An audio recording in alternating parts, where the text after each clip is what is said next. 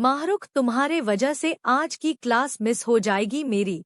इनाया ने अपनी किताबें पकड़ते हुए रोते हुए पिछले 15 मिनट में दीवार घड़ी को 100वीं बार देखते हुए आह भरी। अरे, मैंने तुमसे कहा था कि मुझे खुद नहीं पता था कि आज जल्दी क्लास होने वाली है। रिमशा ने पहले ही कहा था कि वह नहीं आएगी और मैं यहाँ सिर्फ तुम्हें कंपनी देने के लिए आया हूँ। माहरुख ने फोन पर इनाया को जल्दबाजी में चलते हुए सुना। तो फिर तुमने मुझे क्यों बताया कि आज कोई क्लास नहीं है? मैंने सुना, माहरुख ने इनाया को हल्के से चीखते हुए बुदबुदाया। आपने सुना, इसका क्या मतलब है? अच्छा ना, अभी गलती हो गई। तुम जल्दी यूनिवर्सिटी पहुंचो। I am waiting. मह बीबी, जल्दी आओ।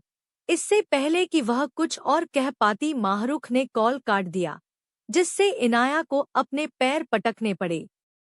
उसने अपने पेंडिंग वर्क्स को पूरा करने में दिन बिताने की प्लानिंग बनाई थी, क्योंकि माहरुख ने उसे आज की क्लास कैंसिल होने के बारे में बताया था, लेकिन पता चला कि माहरुख से गलती हुई थी। इनाया, क्या तुम यूनिवर्सिटी जा रही हो? क्या आपने नहीं कहा कि आपकी क्लास कैंसिल कर दी गई है? मिसेस सलमान ने इनाया को अपने सिर पर बेच शॉल को ठीक करते हुए सीढ़ियों से नीचे उतरते हुए देखकर पूछा। नहीं मामा, मुझसे गलती हो गई। मैं अभी को छोड़ रही हूँ। मुझे पहले ही देर हो चुकी है। अल्लाह हाफिज, उसने मिसेस सलमान को गले लगाते हुए समझाया। नाश्ता? मैं यूनिवर्सिटी से कुछ खाऊंगी। अल्लाह हाफिज, उसने अलविदा कहते हुए सिर हिलाया। उसकी क्लास से पहले ऐसा क्यों होना पड़ा? ओ इनाया, किसी को अपना नाम पुकारते हुए सुनकर इनाया बाईं ओर मुड़ गई, लेकिन जैन को अपनी ओर मुस्कुराते हुए देखकर वह घरघराहट करने लगी। अभी नहीं, उसने अपने फोन पर नजर डालते हुए आह भरी। उसे पहले ही देर हो चुकी थी। इनाया, क्या हुआ? तुम्हें देर क्यों हो गई? जैन ने अपने माथे से बालों की मोटी लटों को दूर करते हुए ट्वीट किया और अंत में अपनी सबसे अच्छी मुस्कान दी। अस्सलामु अलैकुम। वह बुदबुदाते हुए धीरे धीरे क्लास की ओर चल रही थी और वह हमेशा की तरह उसके पीछे पीछे चल रहा था। वाह अलैकुम अस्सलाम। तुम्हें देर क्यों हो गई? उसने फिर से थोड़ा तेज होते हुए पूछा और फिर उसकी स्पीड में शामिल हो गया। मुझे लगा कि क्लास कैंसिल हो गई है। ओह, यही तो मैं हर दिन सोचता हूँ। वह हंसते हुए मजाक करने की कोशिश कर रहा था, लेकिन बुरी तरह अनसक्सेसफुल रहा, क्योंकि इनाया ने उसकी ओर देखते हुए खींच ली। क्लास पुराने ऑडिटोरियम में है, ठीक है? उसने हॉलवेज के एंड की ओर इशारा किया और इनाया ने हाँ में अपना सिर हिला दिया। रुको, जैन क्लास में एंटर करने ही वाला था कि इनाया ने उसे रोकते हुए कहा। जी? जैन ने मुस्कुराते हुए उसकी ओर देखा। इनाया बात करने के लिए मोतिवाते कर रही थी। यह अनयूजुअल था, लेकिन उसके अगले शब्दों को सुनकर उसकी मुस्कुराहट कम हो गई। हमें हमें एंटर करने से पहले परमिशन मांगनी चाहिए। ओह ठीक है, उसने हल्के से दरवाजा खटखटाते हुए कहा और फिर दरवाजा खोल दिया। Strategic analysis. इनाया ने ऊपर देखा और जैसे ही वह रुका और उन्हें देखने के लिए मुड़ा, उसकी आंखें ऊपर से नीचे तक घूम रही थी। हाँ, क्या हम एंटर कर सकते हैं? जैन ने सीरियस टोन में पूछा। तुम दोनों कहाँ थे?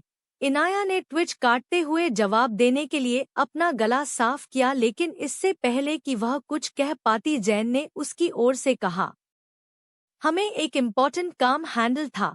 इनाया ने जैन की ओर अपना सिर घुमाते हुए झपकी ली, जो बिल्कुल उसकी तरह असफंदियार को देख रहा था। क्या मैं पूछ सकता हूँ कि आपके पास ऐसा कौन सा इम्पोर्टेंट काम था कि आपने यह मान लिया कि मेरी क्लास के लिए देर से आना बिल्कुल ठीक है? असफंदियार ने जैन की आंखों में निराशा की ओर देखते हुए उसकी बात कही। इनाया ने अपना निचला होंठ काटा। उसे समझ नहीं आ रहा था कि क्या कहे। घबराहट और चिंता के कारण उसके हाथ पसीने से तर होने लगे थे। वह ऐसी स्थितियों की आदी नहीं थी। एक अच्छे दो जूते होने के नाते यह एक बार उसके लिए एक नीले चांद में था। यह पर्सनल है। जैन का तीखा जवाब सुनकर असफंद्यार ने अपना जबड़ा दबा लिया। यह आदमी परेशान हो रहा था। उसने केवल 2 ही क्लास लिए थे, लेकिन उसकी हवा से परेशानी झलक रही थी और जिस तरह से वह उसे हमेशा राफे की बहन के पास देखता था, उससे वह परेशान हो जाता था। असफंद्यार ने डरपोक इनाया को अपनी उंगलियों से लड़खड़ाते हुए देखा और फिर अपने बगल में बैठे जिद्दी लड़के की ओर घूर कर देखा। वह जैन जैसे लड़कों के साथ घूमने वाली लड़कियों जैसी नहीं लगती थी। फिर वह हर समय उसके साथ क्यों रहती थी? क्या हम अब एंटर कर सकते हैं? जैन ने पूछा जब असफंद्यार ने जवाब नहीं दिया। क्या मैंने यह नहीं समझाया कि मैं अपने कोर्स में लापरवाही बर्दाश्त नहीं करूंगा?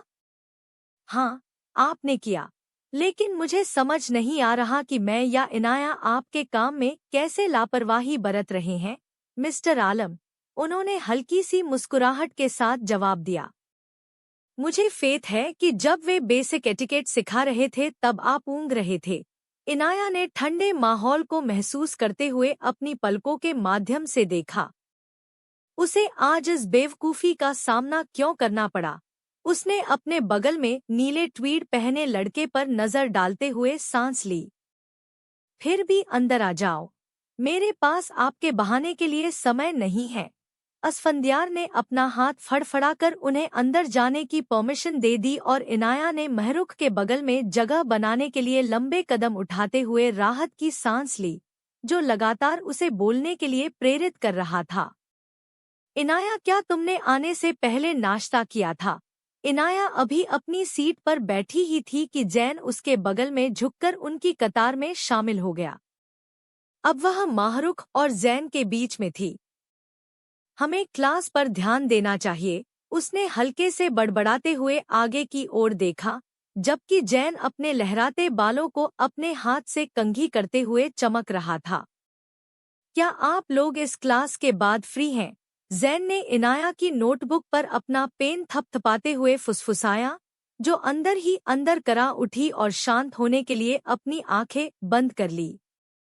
उसे पहले से ही चीजों को लिखने में कठिनाई हो रही थी क्योंकि असफंद्यार हर 10 मिनट में उससे नजरें मिला रहा था और यह लड़का चीजों को भयानक बना रहा था। अपने बेवकूफ़ी भरे सवालों से उसे लगातार परेशान कर रहा था। क्या आप? जब उसने कोई जवाब नहीं दिया तो उसने दोबारा पूछा। नहीं, उसने असफंद्यार के शब्दों पर ध्यान देते हुए आगे देखते हुए जवाब दिया, लेकिन जैसे ही उसने उसके विवरण को देखा, उसकी इंद्रियां जाम हो गईं। लगातार अपने बेवकूफ़ी भरे सवालों के साथ। क्या आप? जब उसने कोई जवाब नहीं दिया तो उसने दोबारा पूछा। नहीं, उसने असफंद्यार के शब्दों पर ध्यान देते हुए आगे देखते हुए उत्तर दिया, लेकिन जब उसने मैरून रंग में उसके डिस्क्रिप्शन देखे तो उसकी सेंसेस जाम हो गईं। टर्टल नेक उन पर बिल्कुल फिट बैठ रही थी। बाल थोड़े बिखरे हुए थे। बिना कोई अटेम्प्ट किए वह इतना सिविलाइज्ड दिखने में कैसे कामयाब हो गया? इनाया, उसने ध्यान नहीं दिया कि वह अभी भी घूर रही थी जब जैन की आवाज ने उसे थॉट से बाहर खींच लिया। होना? जी। वह थोड़ा सीधी हुई और सामने खाली नोटों की ओर देखा। उसने एक भी चीज नोट नहीं की थी। क्या मुझे एक पेन मिल सकता है? उसने अपनी चिरपरिचित मुस्कान दिखाते हुए पूछा। पेन? हाँ, यहाँ। उसने अपना पेन उसे सौंपते हुए सिर हिलाया। क्या? उसने माहरुख को घूरते हुए कहा, जब उसने अपना कंधा हिलाया, लेकिन उसे सामने की ओर इशारा करते हुए देखकर फ्रीज गई। वह आगे की ओर झुक गई और उसकी माइक्रो कोल्ड आंखों को देखकर उसके दिल की धड़कन तेज हो गई। क्या आप प्लीज खड़ी हो सकती हैं? उसने उसकी सीरियस वॉइस सुनकर अपना निचला होंठ काटा। मैं? हाँ, प्लीज खड़े हो जाओ। असफंद्यार ने स्टेज पर अपना एक हाथ रखते हुए दोहराया। उसने जैन और वह जिस तरह से समय समय पर फुसफुसा रहे थे उसे इग्नोर करने की कोशिश की थी, लेकिन अब यह बहुत हो चुका था। क्या आप प्लीज वही दोहरा सकती हैं जो मैंने अभी कहा? उन्होंने जोर देकर कहा। आई इनाया ने अपने दिल को शांत करने की कोशिश की, लेकिन बुरी तरह असफल रही। उसने उसकी कोई भी बात नहीं सुनी थी। आखिर वह कैसे जवाब देती? मुझे लगता है कि हमारे पास यहाँ पूरा दिन नहीं है, मिस। उसने लकड़ी पर अपनी उंगलियां थपथपाते हुए कहा। उसके उग्र रवैये को भांपकर पूरी क्लास थोड़ा हड़बड़ा गई। ओह नाम, असफंद्यार ने निराश होकर कन्फर्मेशन की। इनाया को ऐसा महसूस हुआ कि वह जैन का सिर पास की दीवार से टकरा दे। रिमशा तो क्या, जैन भी उसे सबके सामने शर्मिंदा करने पर तुला हुआ था। मैं इनाया, उसने एक सांस छोड़ते हुए कहा। पूरा नाम, असफंद्यार ने रिक्वेस्ट किया। मैं इनाया सलमान। इस क्लास के बाद मेरे ऑफिस में मुझसे मिले, मिस सलमान। उसने ऊपर देखा और उसे अपनी ओर घूरते हुए देखकर उसकी सांसें रुक गईं। उसकी पोजीशन अभी भी वही थी। एक हाथ स्टेज पर था, दूसरा उसकी पैंट में था। आई ओह, इनाया अपने शब्दों में लड़खड़ा रही थी, लेकिन उसने अपना लैपटॉप पकड़कर उसकी बात काट दी। ठीक है, आज के लिए बस इतना ही। वर्क के लिए ऑल द बेस्ट। उसके मन से संयम की चीख निकली। वह अब उसके शूरवीर जैसा नहीं दिखता था। इनाया ने उसे हड़बड़ाहट में क्लास से बाहर निकलते देखकर हंसी उड़ाई। इनाया, क्या कर रही थी तुम? माहरुख उसे अपनी ओर घुमाकर उठ खड़ी हुई। आई एम सॉरी इनाया, उस साइको ने मेरी वजह से तुम्हें डांटा। जैन अपनी गलती का एहसास करते हुए अपनी गर्दन के पिछले हिस्से को खुजलाते हुए बातचीत में शामिल हो गया। ओह, इट्स ओके। उसने माहरुख को अपना असहाय चेहरा दिखाते हुए बुदबुदाया, जो उसके मौके को समझकर लड़खड़ा रहा था। अच्छा जैन, हम अब जा रहे हैं। इनाया को मिस्टर आलम के ऑफिस भी जाना है। बाद में मिलते हैं। अल्लाह हाफिज। उसने एक हाथ से इनाया का सामान पकड़ा और दूसरे हाथ से उसे पीछे खींच लिया। मैं सह सकता हूँ। अल्लाह हाफिज। माहरुख ने तेजी से बाहर की ओर अपना हाथ लहराया। माहरुख, मुझे डर लग रहा है। इनाया ने विजिटिंग फैकल्टी ऑफिस की ओर देखते हुए बेचैनी में अपने निचले होंठ को चबाया। अरे कुछ नहीं होगा।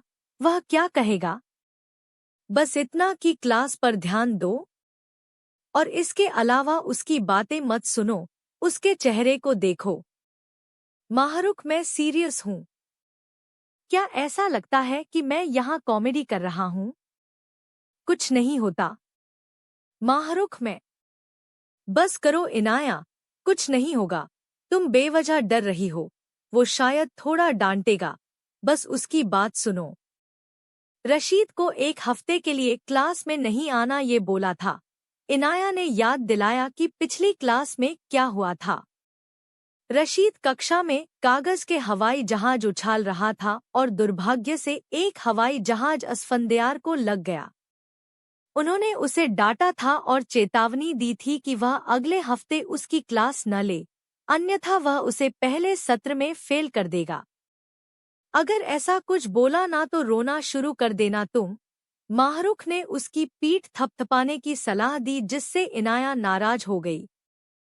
अगर फिर भी नहीं माने तो रफाए भाई को बोलेंगे, वो बात कर लेंगे तुम्हारे इस असफंद्यार से।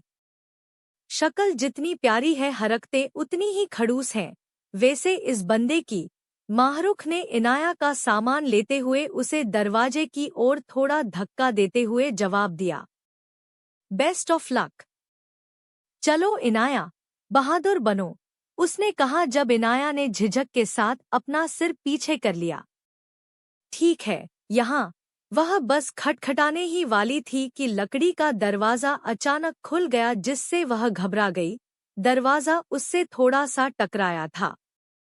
इनाया, महरुख ने दरवाजे पर असमंजस में पड़े असफंदियार को देखकर उसे पीछे खींच लिया। क्या तुम ठीक हो? उसने इनाया से पूछा, जिसने उस जगह पर रगड़ते हुए अपना सिर हिलाया जहां दरवाजा लगा था। ओह आई एम सॉरी, मुझे नहीं पता था कि आप यहाँ खड़े थे, असफंदियार ने सिचुएशन को समझते हुए कहा जब उसने इनाया को उसके माथे को सहलाते हुए देखा। उसने लगभग 10 मिनट तक उसका इंतजार किया लेकिन वह नहीं आई, इसलिए वह बस जा रहा था। यह ठीक है, मैं ठीक हूँ, इनाया थोड़ा तमतमाते हुए बोली। दर्द तो बहुत हुआ लेकिन वह कुछ कह नहीं पाई। ऑफिस में वापस जाने से पहले उसने कहा, मैं तब अंदर रहूंगा, मुझे लगता है कि आप मुझसे मिलना चाहत होगी। और इनाया ने अपने माथे की मालिश करते हुए कहा, अल्लाह, ये क्या हुआ अभी? इधर दिखाओ, चोट तो नहीं आई? माहरुख ने इनाया का चेहरा पकड़ा और उसके सिर की चेक की। थोड़ी सूजन थी लेकिन अन्यथा यह ठीक लग रहा था। सारा लाल हो गया है, लगता जोर से लग गया। नहीं, इट्स ओके। जल्दी जाओ और उसकी बातें सुनो। अगर उस आदमी ने कुछ कहने की कोशिश की तो पागलों की तरह रोना शुरू कर देना, मैं उसे संभाल लूंगी। माहरुख ने इनाया को थोड़ा हंसाते हुए कहा। ओह ठीक है बॉस। वह सांस छोड़ते हुए मुस्कुराई और दरवाजे की ओर देखा।